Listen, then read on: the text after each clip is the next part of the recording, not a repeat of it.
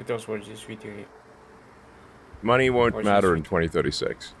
And being Not like- sure that the people who Just bought watch your it. shares think that money won't matter in 2036. What do you want money for? You want money for goods and services, right? You want money for obviously food, housing, transport, entertainment.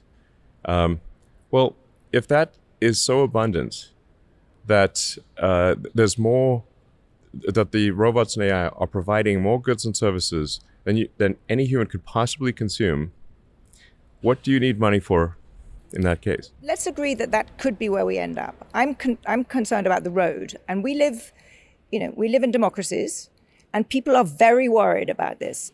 So I guess two questions. Firstly, do you have to have massive redistribution from people like you to the people who are losing their jobs? Do you need to pay more tax? Do you have much higher taxes on capital so that you fund some kind of universal income? Otherwise, what do people live off? I think that the Treasury should just simply issue people checks. Well, But where's the revenue coming from? I mean, I'm enough of an economist. If you just issue checks, you're going to have inflation.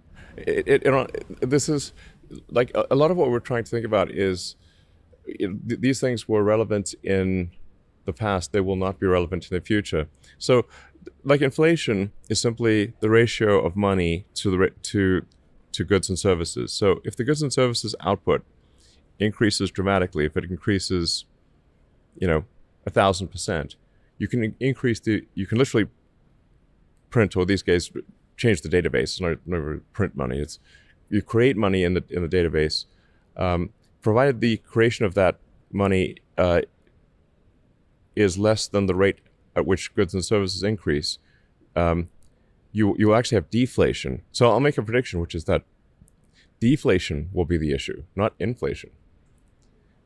Because as the output of goods and services increases, if the output of goods and services increases faster than the money supply, you will have deflation. I'm perfectly willing to believe that. You may It's well just be a right. statement of fact. Absolutely, you may well be right. But I'm really hung up on how we get from the current polarized, angry, fearful polity we have now to this nirvana.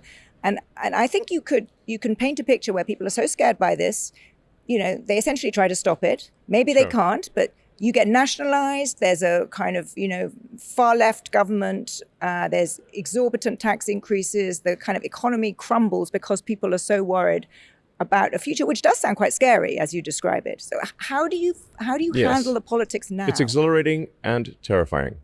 But if you were in the, I exactly. agree. Honestly, and if you ask me on any given day, I in fact, even intraday, I've gone from exhilaration to terror regarding AI.